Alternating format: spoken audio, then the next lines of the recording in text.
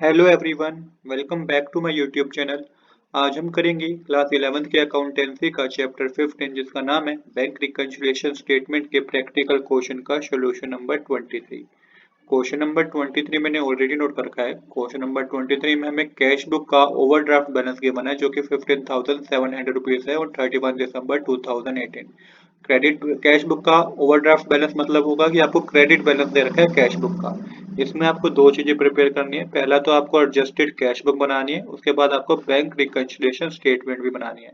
अब total number of transaction आपके पास 7 है। इसमें से जो पहली दो ट्रांजैक्शन है ये बैंक रिकंसिलिएशन स्टेटमेंट में जाएगी और लास्ट 4 ट्रांजैक्शन आपको एडजस्टेड पर कैश बुक में शो करनी होगी। तो सबसे पहले हम एडजस्टेड कैश बुक बनाएंगे और देन हम बैंक रिकंसिलिएशन स्टेटमेंट बनाएंगे। अब जो ये आपको 15,700 रुपीज दे रखा है, इसको आपको क्या करना होगा, कैश बुक में आपको क्रेडिट साइड शो करना होगा क्योंकि ये एक तरीके से आपको क्या गिवन है, आपको ओवरड्राफ्ट बैलेंस गिवन है। क्या गिवन है? ओवरड्राफ्ट बैलेंस गिवन है, इसलिए आपको एडजस्टेड कैश बुक में क्रेडिट साइड शो करना होगा।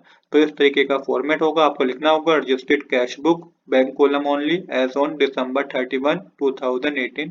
ये कॉलम आप बनाएंगे कैश बुक के लिए, एडजस्टेड कैश बुक के लिए। पहले आपको यही बात की बनाए the cash book of a merchant show an overdraft balance of 15,700, तो क्रेडिट साइड मेंशन कर दीजिए बाय बैलेंस ब्रोट डाउन करके 15,700 रुपीज। इसके बाद हमें नेक्स्ट ट्रांजेक्शन जो है वो थर्ड ट्रांजेक्शन है जो कि गिवन है cheque of rupees 4,250 issue to a creditor has been enter in the cash book as 4,520 rupees. अब देखिए यहाँ पे चेक इशू करा है, मतलब कि पेमेंट करी है हमने 4,250 रुपीज की पेमेंट करी है, बट कैश बुक में हमने ज्यादा अमाउंट से नोट कर लिया। कितने से नोट कर लिया? 4,520 से नोट कर लिया। तो अब आपको क्या करना है, टैली करना होगा। तो इसको आपको डेबिट साइड नोट करना होगा क्योंकि हमने पहले ही कैश बुक में ज्यादा अमाउंट से क्रेडिट साइड मेंशन कर दिया था। जितना ज्यादा अमाउंट से मेंशन कर दिया था उस डिफरेंस को आपको डेबिट साइड मेंशन करना होगा। मेंशन कीजिएगा टू चेक इशूड ओवरकास्टेड और अमाउंट के कॉलम में लिख दीजिएगा। डिफरेंस होगा 4,520 में से 4,250 माइनस करेंगे तो 270 आएगा।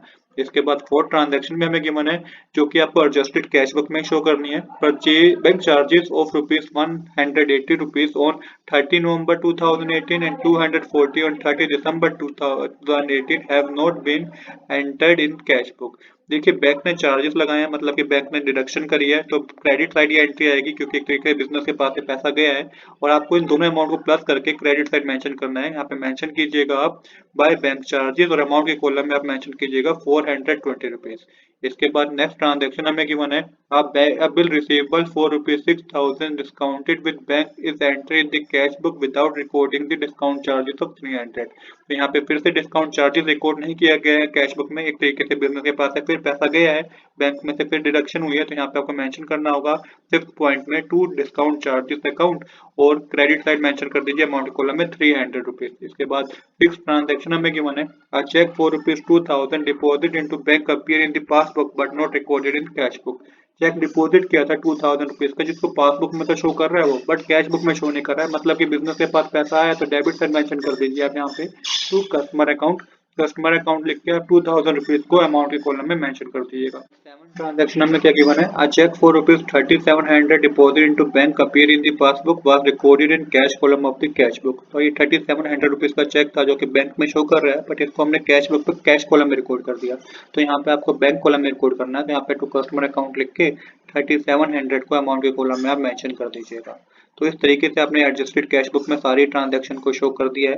अब आपको क्या करना है, आपको बैलेंसिंग करनी है। तो यहाँ पे हमारी क्रेडिट साइड ज्यादा है जो कि 16,420 रुपीज है, जिसमें से आप इन तीनों को माइनस करेंगे तो ये आपका जो बैलेंसिंग होगी वो डेबिट साइड होगी। यहाँ पे लिखिएगा टू बैलेंस कैरी डाउन और यहाँ पे माइनस करके आपके पास आएगा 10,450 रुपीज। तो यहाँ पे आपकी डेबिट साइड और क्रेडिट साइड क्या हो जाएगी, इक्वल हो जाएगी।